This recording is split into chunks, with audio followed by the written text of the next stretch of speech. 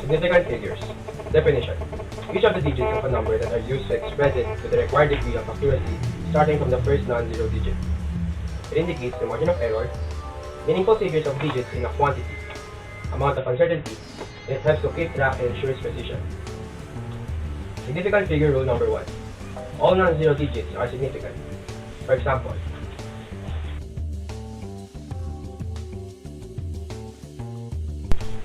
significant figure rule number 2. Zeros within non-zero digits are significant. For example,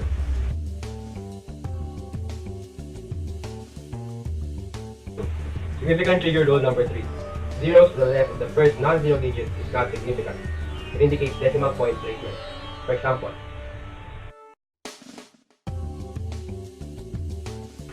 significant figure rule number 4. In this rule, it has two cases. Case 1. If a number is greater than 1, then the zeros to the right of it is considered significant. Case number 2. If a number is less than 1, then only the zeros at the ends of the non-zero number and between it will be considered significant. For example,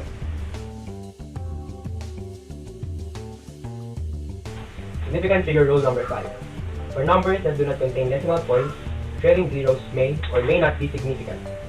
To avoid ambiguity, use scientific notation. For example,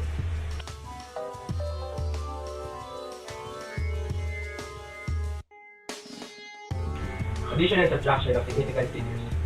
In mathematical operations involving significant figures, the answer is reported in such a way that it reflects the reliability of the least precise operation. The answer cannot be more precise than the least precise measurement. For addition and subtraction, look at the decimal portion. For example, the right of the decimal point of the numbers only. Here is what to do. Count the number of significant figures in the decimal portion of each number in the problem.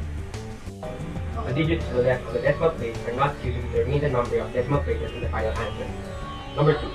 Add or subtract in the normal fashion.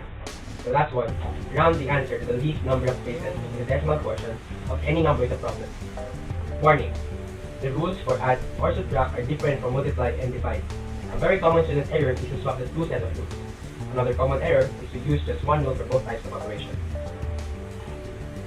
Multiplication and division of significant figures. The following rule applies for multiplication and division. The least number of significant figures in any number of the problem determines the number of significant figures in the answer. This means you must know how to recognize significant figures in order to use this rule. For example,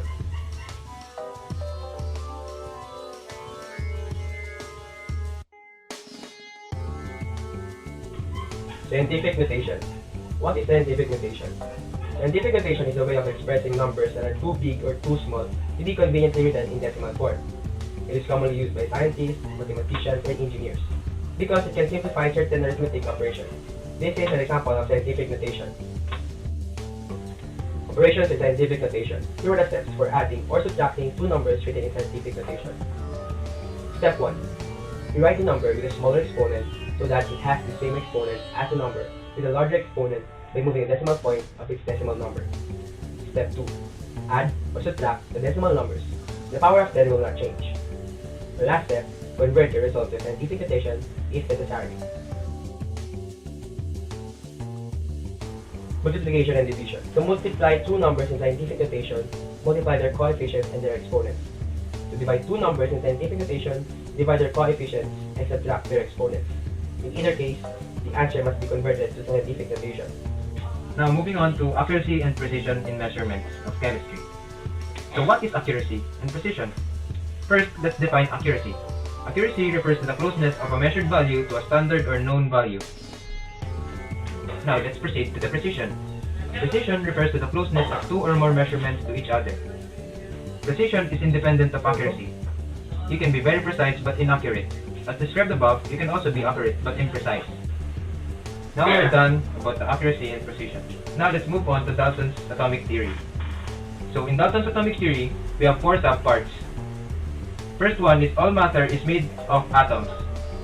Dalton hypothesized that the law of conservation of mass and the law of definite proportion could be explained using the idea of atoms. Moving on to the second part, which is all atoms of a given element are identical in mass properties. Dalton proposed that every single atom of an element, such as gold, is the same as every other atom of that element. He also noted that the atoms of one element differ from the atoms of all other elements.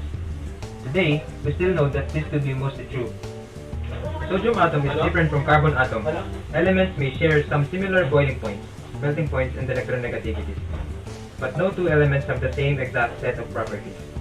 Moving on to the third part, which is compounds are combinations of two or more different types of atoms. In the third part of Dalton's atomic theory, he proposed that compounds are combinations of two or more different types of atoms. An example of such a compound is table salt. Now to the fourth part. A chemical reaction is a rearrangement of atoms.